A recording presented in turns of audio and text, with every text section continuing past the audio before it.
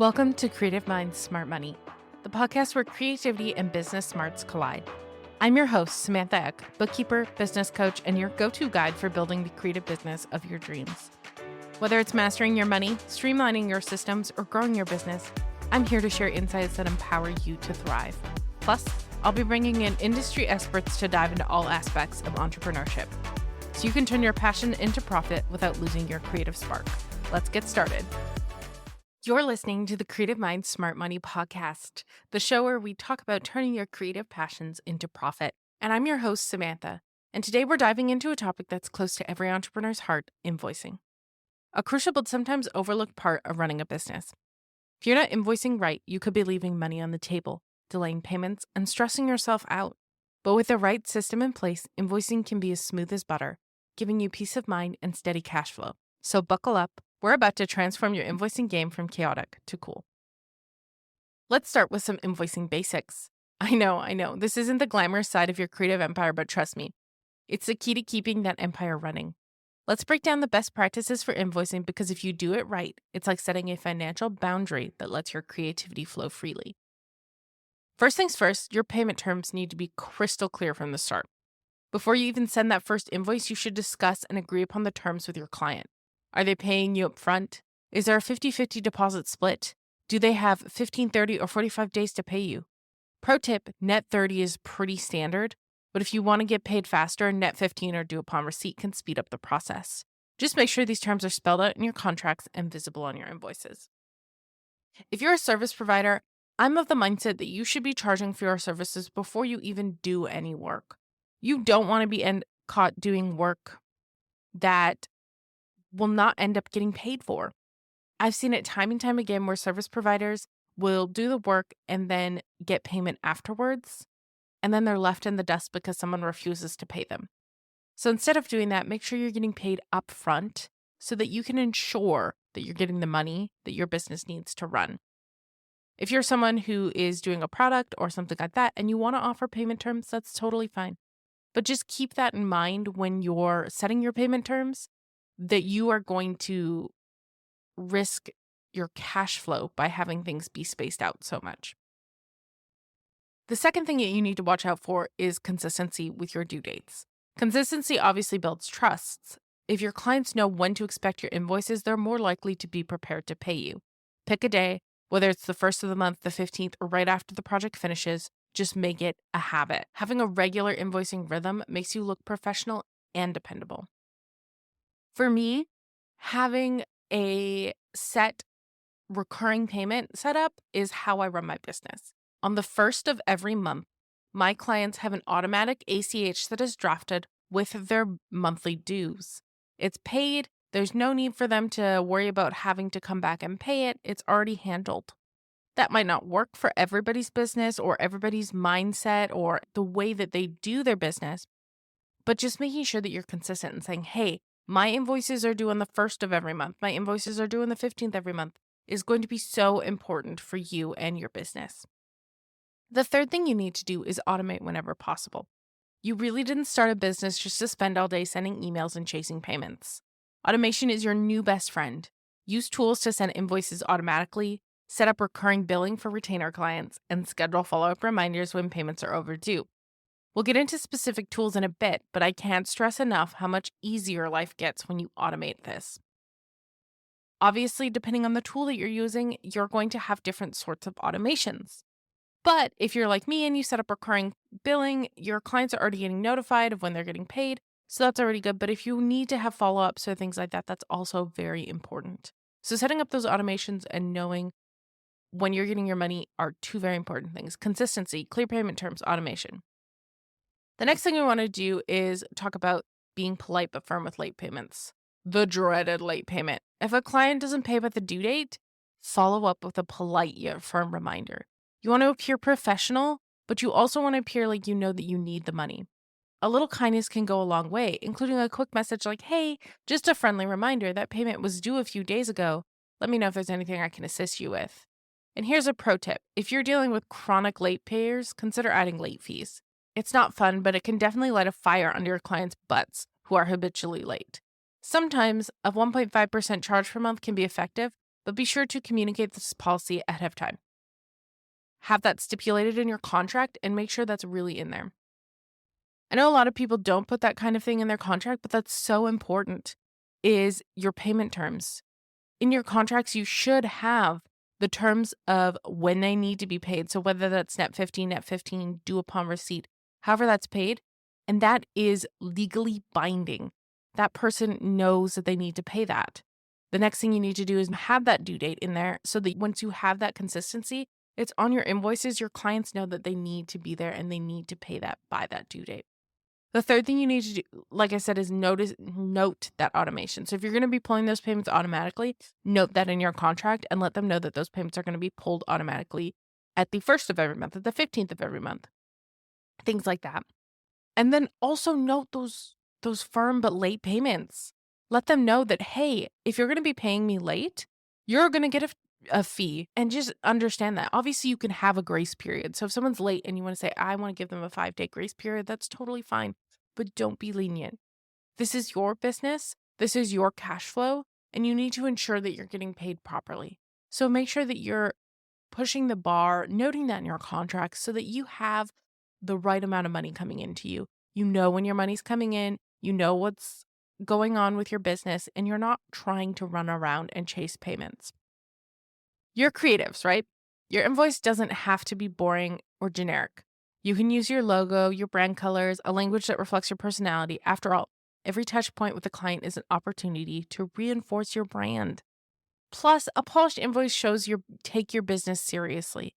So make sure your invoice has these essentials: your contact info, your client's contact info, an invoice number for easy tracking, the date of issue and due date, breakdown of services and products, payment methods you accept, any late fees or terms related to overdue payments. Bonus points if you like to add a little thank you at the bottom, because it touches people in ways you can never imagine. And I also want to note that when you're adding your client's contact info, you want to be really crystal clear about all of this. Don't just put in their name, put in their address, put in their phone number, put in their email. That way you have all this detail in there and you can know exactly who you're talking about if you ever need to go back and look at an invoice, or if your bookkeeper does, whoever you're working with can go back and look at that and understand it. All right, so you've got invoicing practices in check. Let's talk about tools, because let's face it, no one wants to send your invoices manually, especially when there are systems that can do it for you while you're sipping coffee or working on your next big idea. First of all, we have many different ways that we can process invoices and create invoices. So I'm going to go through a few of these and talk about them. And you guys need to decide, just like I said with your bank account, just like I said with your accounting software, what works best for you. I want to make this crystal clear. As a business owner, nobody has any right to tell you what to use and what not to use. If you don't feel comfortable with something, that is completely up to you to determine what works best for you and your business. You need to have as much knowledge about what's going on in your business as anybody else who you would hire, whether that is a service provider or someone else. So if you like a certain platform, stick with your guns and understand that that is the platform that you've chosen, and whoever works with you needs to work with that. So diving in, the first one that we have are some heavy hitters. It's accounting software that doubles as invoicing. And if you're already using these for bookkeeping, you're halfway there. So you don't have to add another subscription to your docket. Some people don't like the invoices in these systems, and that's totally fine. But let's talk about a couple of them. The top one is QuickBooks. It's pretty much the go-to for a lot of small businesses because you don't have to add a new subscription to your budget. You can create custom invoices, set up automatic recurring billing, and integrate payments seamlessly. Plus, it syncs with your bank accounts to give you an accurate picture of your financials in real time.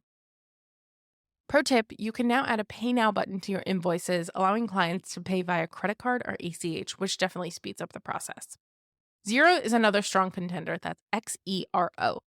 Xero allows for customizable invoicing, automatic payment reminders, and even the ability to add discounts or early payment incentives.